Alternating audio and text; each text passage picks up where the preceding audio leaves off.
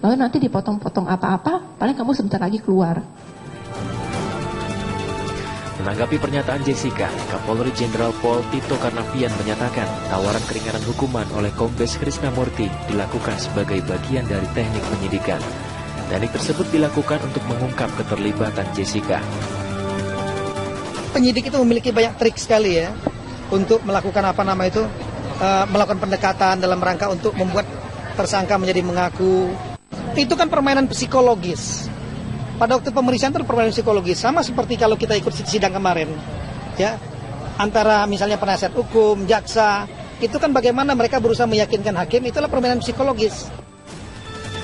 Selain itu, Jessica juga menceritakan pengalamannya ketika menjalani hipnoterapi saat dirinya belum berstatus tersangka di Polda Metro Jaya. Saat menjalani hipnoterapi, Jessica mengaku tidak didampingi pengacara hukumnya. Sadar tertidur, sadar, nggak sadar? Pada saat itu saya masih ngantuk. Begitu aja. Di notice gitu ya? Sepertinya, saya terus terang kalau ditanya saya benar-benar ngeblank Pak, lupa. Tapi saya ingat terakhir-terakhirnya saya cuma yes no gitu. Kayak ditanya apa, saya tinggal tangannya saya gini-gini. Terus lama-lama saya tidak sadar total. Lama-lama saudara tidak sadar? Itu berapa lamanya saya tidak tahu. Berapa lama pun saudara di ruangan itu nggak tahu? Ada berapa orang di ruangan itu? Waktu sebelum saya tidak sadar, saya tidak ingat Pak. Cuman ada lebih dari 2 orang sepertinya. 2 atau 3 orang, lebih dari 2-3 orang. Ya. Waktu itu saudara didampingi pengacara? Tidak. Tidak? Pengacara saya di ruangan yang lain, tidak boleh masuk bersama saya. Tidak boleh masuk? Lantas, benarkah Jessica mengalami semua yang ia nyatakan dalam persidangan? Dan apakah pernyataan Jessica akan membuka kasus baru lainnya? Tim Tihuan mengabarkan.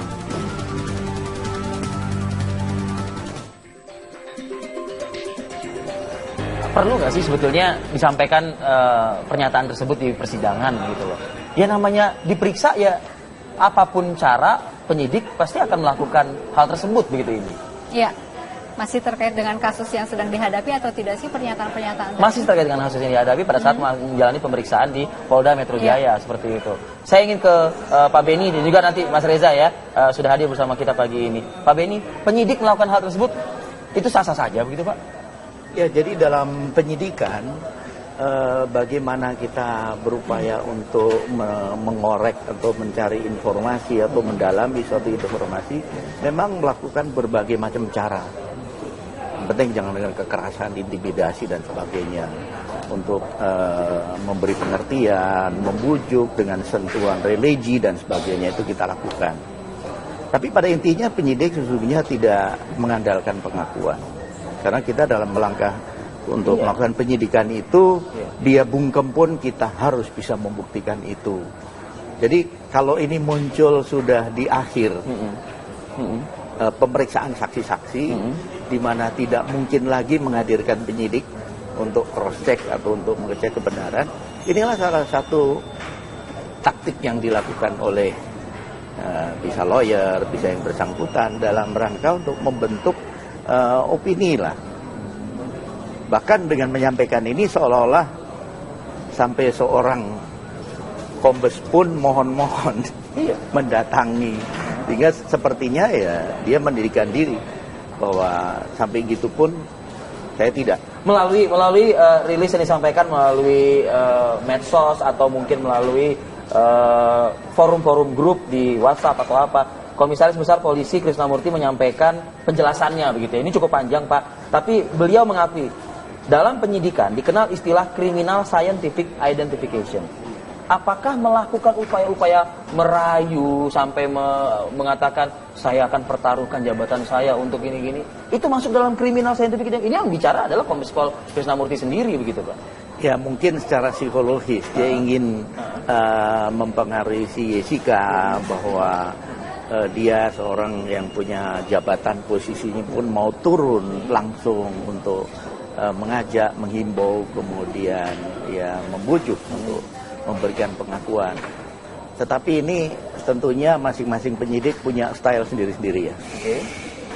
Saya sebagai pemeriksa penyidik dalam kasus teror, tentunya juga yang saya lakukan bagaimana pemeriksaan non kekerasan tanpa intimidasi, tanpa kekerasan, tapi bagaimana sampai tersangka itu dengan nyaman mengaku, bagaimana kita membangun komunikasi, bagaimana kita membangun trust, itu menjadi penting sekali.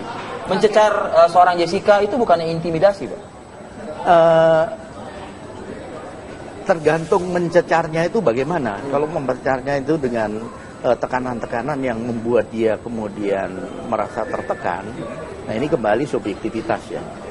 Ketika itu diangkat di pengadilan ini, publik akan melihatnya, waduh, polisi kok seperti itu. Nah itu yang dilakukan oleh Jessica di akhir-akhir persidangan. Iya. Diungkapkanlah ia ditahan di ruangan berapa kali berapa dengan ada tikus dan kecoa di situ dan bocor dan lain-lain.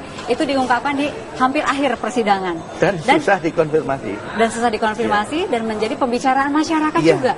Ini membuat mungkin mau tidak mau citra polisi ternyata seperti itu memperlakukan seorang terdakwa. Ya justru kembali saya sampaikan bahwa inilah salah satu strategi manuver yang dilakukan dalam rangka membentuk persepsi publik bahwa penyidik itu demikian.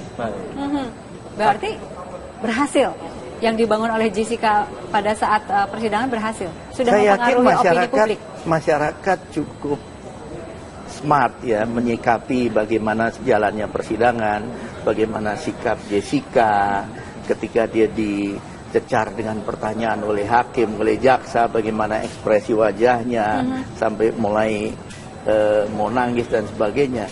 Saya pikir masyarakat sudah bisa memilah-milah ya, mana-mana yang dia berbohong, mana-mana yang tidak. Karena ini dengan terbuka begini malah masyarakat begitu antusias ya mengikuti step demi step, dan masyarakat pula yang akan menilai itu.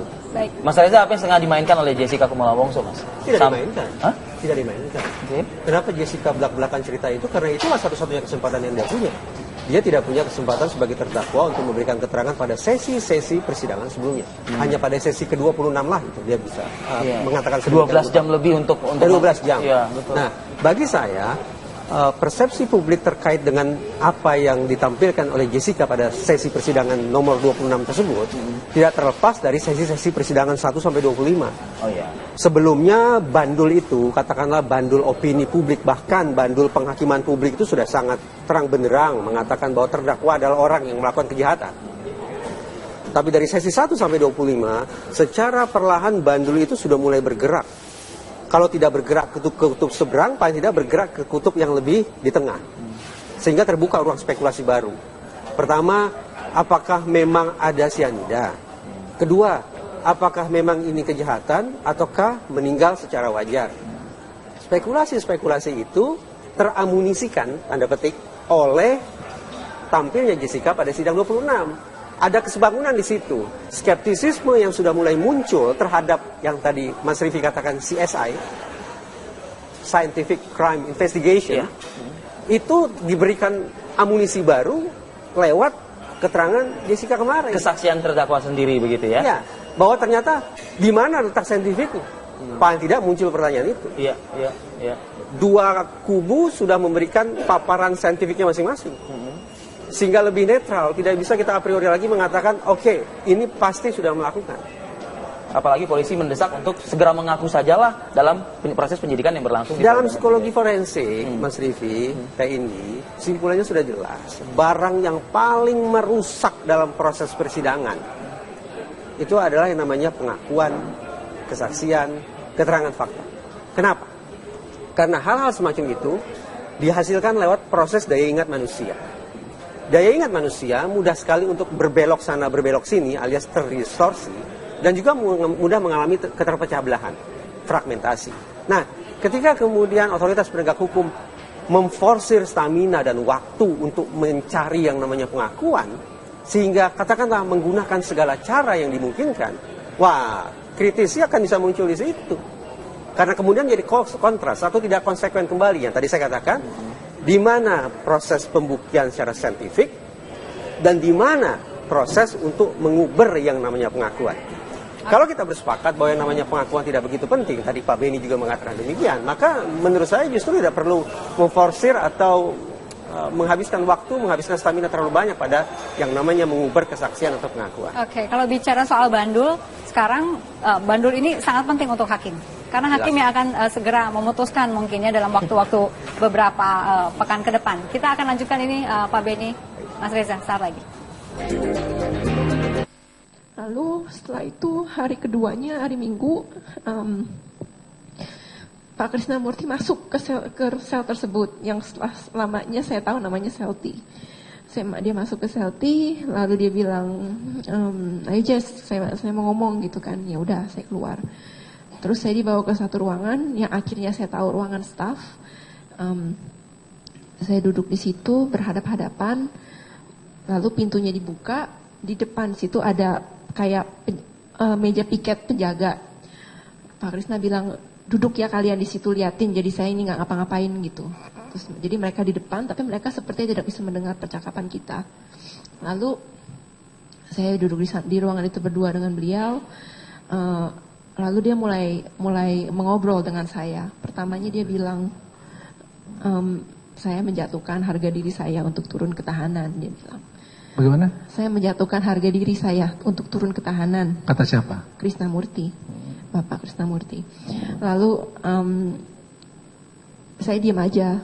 Lalu dia mulai menceritakan kalau saya itu sebenarnya bingung menangkap kamu ini bagaimana, tapi saya berdoa dan saya yakin demi Allah saya harus menandatangani surat penangkapan kamu untuk ditahan di sini. Saya mempertaruhkan jabatan saya untuk menjadikan kamu sebagai tersangka itu. Lalu saya hanya diam saja di situ. Lama-lama lalu dia mulai bercerita, ini ganti pakai bahasa Inggris ngomongnya.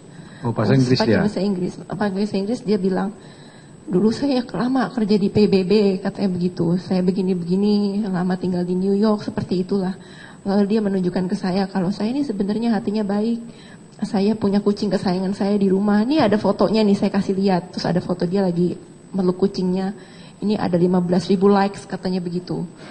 Terus itu di Facebook, foto Facebooknya dia sama kucing. Oh. Terus lalu dia bilang, oh ya saya baru nembak mati teroris kemarinnya, baru-baru ini. Itu kan, saya diam aja dengerin dia Pak. Terus udah gitu, dia bilang begini, kamu ngaku aja, katanya CCTV-nya udah ada, kamu menaruh sesuatu di minumannya Mirna. Itu sudah di zoom berkali-kali, dia bilang. Kalau kamu mengaku sekarang, kamu nggak akan lah dihukum mati. Seumur hidup juga saya nggak kasih. Paling cuma 7 tahun, lalu nanti dipotong-potong apa-apa, paling kamu sebentar lagi keluar. Terus kamu tahu pengacara kamu yang sepupu kamu, saudara kamu itu katanya, dia udah nyerah sama kamu sekarang, dia nggak akan bisa belain kamu lagi. Dan dia nggak dibayar juga kan dia sepupu kamu. Dia nanya begitu. Terus ya saya duduk bengong di situ, saya bingung Pak. Ini orang ini maksudnya apa? Dia mau suruh saya ngaku apa? Jadi saya diam aja, saya dengerin dia. Saya yakin Pak Benny Mamoto pernah juga menyidik dengan caranya seorang Benny Mamoto seperti itu. Tapi ketika cara-cara itu diungkapkan di persidangan, Pak Benny itu rasanya gimana gitu Pak? Kalau Anda di posisi Krisnamurti? Ya, kalau saya melakukan pemeriksaan begitu ya. Ini seakan-akan menelanjangi penyidikan yang berlangsung gitu. Saya sudah harus mengantisipasi ketika di kemudian hari apa yang saya lakukan itu diungkap di pengadilan.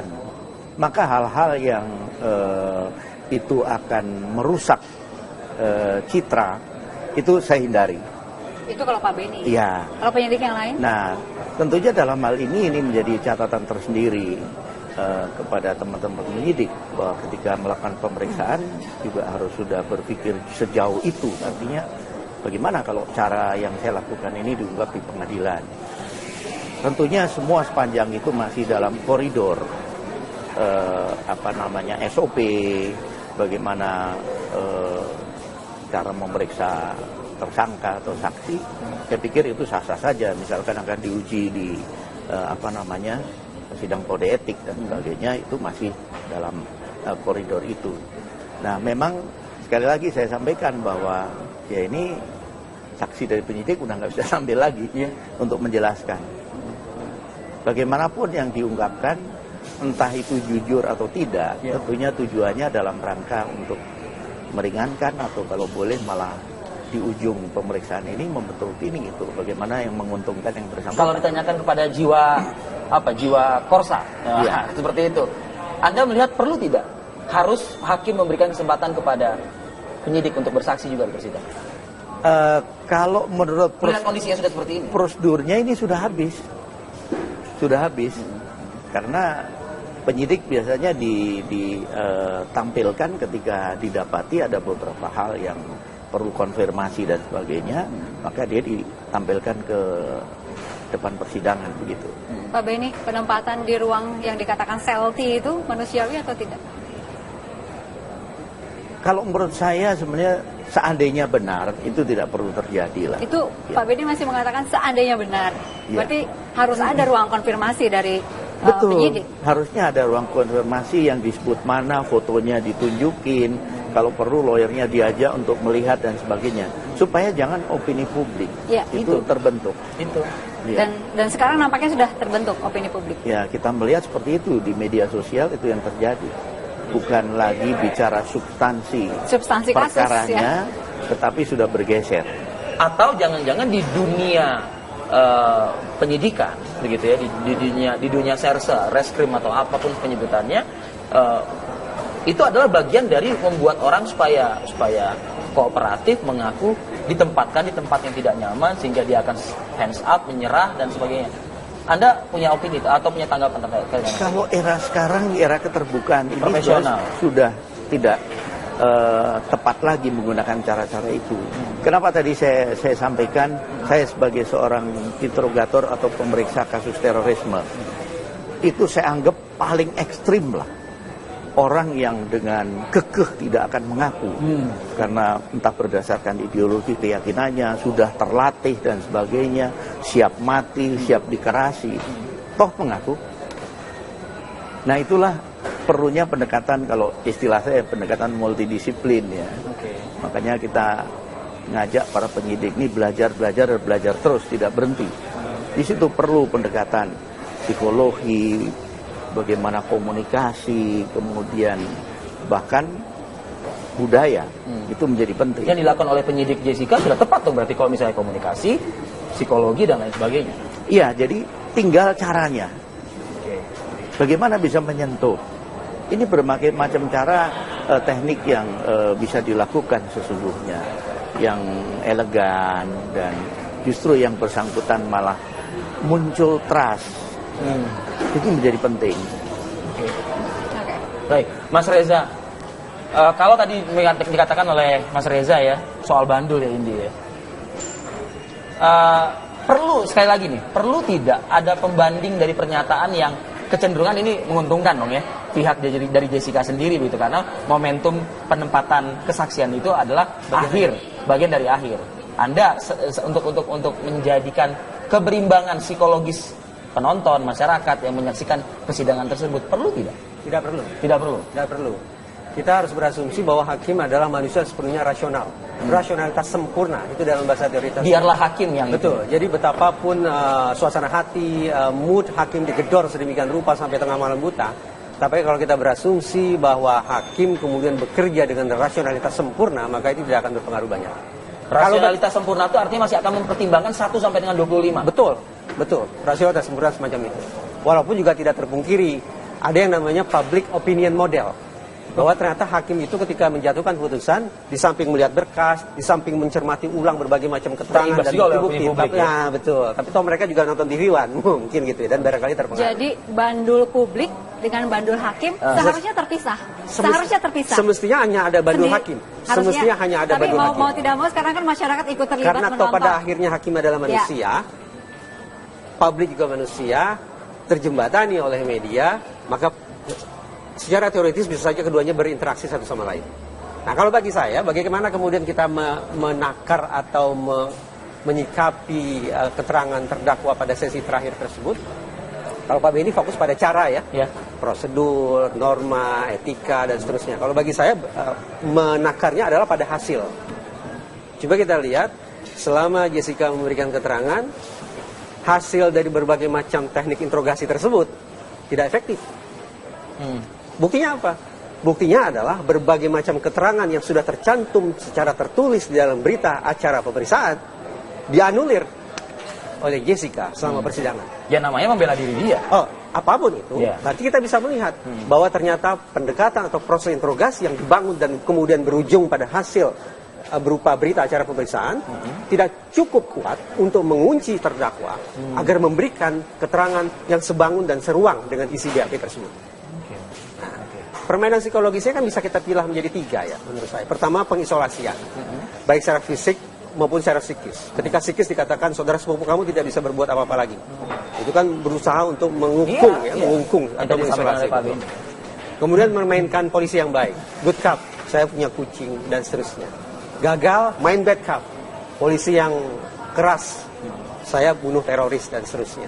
Tapi lagi-lagi pendekatan yang dilakukan baik itu pengisolasian psikis maupun fisik, kemudian good cop, kemudian bad cop, ternyata hasilnya menurut saya tidak positif. Karena bukan terbukti, karena terlihat oleh kita di persidangan, Jessica menganulir hampir seluruh isi BAP yang sudah tercantum secara tertulis. Itu upaya-upaya dari terdakwa, upaya JPU juga ada, upaya kuasa hukum juga ada, tinggal hakim ini. Hakim ini yang ditunggu nih.